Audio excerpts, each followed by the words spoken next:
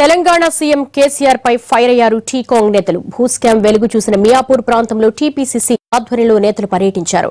CID ఎంక్వైరీపై తమకు నమ్మకం లేదు అన్నారు కాంగ్రెస్ నేతలు.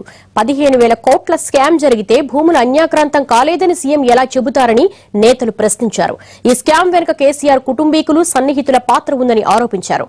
భూస్కామ్ పై సీబీఐ విచారణ జరిపించి చిత్తశుద్ది నిరూపించుకోవాలని డిమాండ్ చేశారు. దొంగలు దేశాన్ని పంచుకున్నట్టుగా ఈరోజు అమూల్యమైన తెలంగాణ వనరులని భూములని ఈరోజు పాలిస్తున్న వాళ్ళు దోచుకుంటున్నారు.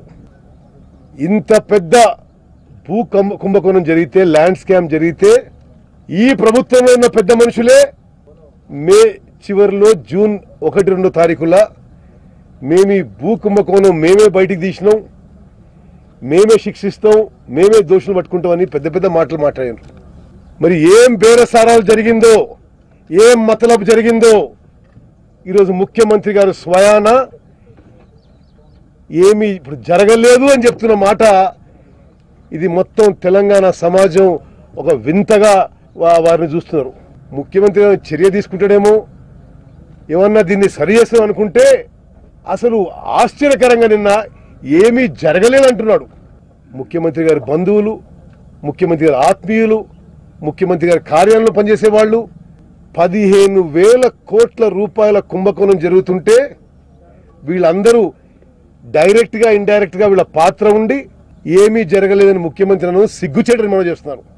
ఈ భూములు కబ్జా చేసే వాళ్ళ యాజమాన్యంతో ఏమైనా బేరసారాలు నడిపించుకొని ఏమైనా మతలబు ఉంది కాబట్టే ముందు కుంభకోణం అని ఒత్తిడి తెచ్చి ఇప్పుడు ఏమన్నా సెటిల్మెంట్ చేసుకుంటున్నారా? 15,000 కోట్ల కుంభకోణంలో ముఖ్యమంత్రి గారు ఏమీ జరగలేదు అంటాడా? ఈ ప్రభుత్వం యొక్క పారదర్శకత్వాన్ని నిరూపించుకోవటానికి కానీ, లేక ఇందులో ఉన్నటువంటి అనుమానాలను నివృత్తి చేయటం కానీ, లేక ప్రజలందరూ వీటిపైన అనుమానాలతో ప్రతిరోజు ఆందోళనకు దిగకుండా ఉండటానికి కానీ, లేక నిజంగా తెలంగాణ రాష్ట్రంలో న్యాయం జరుగుతుందనడానికి సంకేతంగా కానీ సిబిఐ ద్వారా వెంటనే విచారణ చేసి అందులో ఉన్నటువంటి అంశాలన్నింటినీ పూర్తిగా వెల్లడి చేస్తే ఇది గౌరవప్రదంగా ఉంటుంది అనేటువంటి కాంగ్రెస్ పార్టీ కానీ తెలంగాణ ప్రజలకు సిబిసిఐడి అంటే నమ్మకం లేదు అని మాకు రుజువైంది. అలాగే ఈ కేసులో 15,000 కోట్ల మియాపూర్ ల్యాండ్ కేసులో కూడా ఈయన సిబిసిఐడి అనగానే అనుకున్నాం, నవ్వునాం.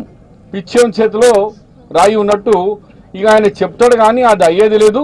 లాస్ట్కు నో ఏం లేదు, పహాడ్ ఖోదే చువ్వానికిలా, పులిను పట్టేందుకు పోతే ఎల్క దొరికిందని చెప్పి ఏం లేదంటాడు. అట్లనే మేము ఎట్లా డౌట్ పడ్డామో అదే పద్ధతిలో కేసీఆర్ గారు నిన్న ఆయన సమావేశం పెట్టిండు. ఒకసారి సిబిసిఐడి ఎంక్వైరీ ఆర్డర్ చేసిన తర్వాత ప్రభుత్వం ఉన్నత అధికారులతో ఇట్లా రివ్యూ పెడతారు. రిపోర్ట్ వచ్చిందా, వస్తే పబ్లిక్ డిమాండ్లో పెట్టు. రిపోర్ట్ మీద కేబినెట్ కూర్చున్నది అంటే ఒక మాట, కేబినెట్ కూర్చోకుండా ఉన్నత అధికారితో ముఖ్యమంత్రి చేసి నువ్వు ఇన్ఫ్లుయెన్స్ చేస్తున్నావు అంటే ఏం లేదంటే ఇక సిఐడి దమ్మున్నదా? ఆ ఐజీ ఆఫీసర్లు ఎవరైనా పోలీసుడు ఈయన కాదన్నాక రిపోర్ట్ ఇస్తాడా? ఇక అయిపోయినట్టే, కథం. దీన్ని పని పట్టేసారు, జీరో చేసేసినారు. కానీ 3 సంవత్సరాలు అయిపోయింది, ప్రజలు ఈయన సిబిసిఐడి చూసుకున్నారు.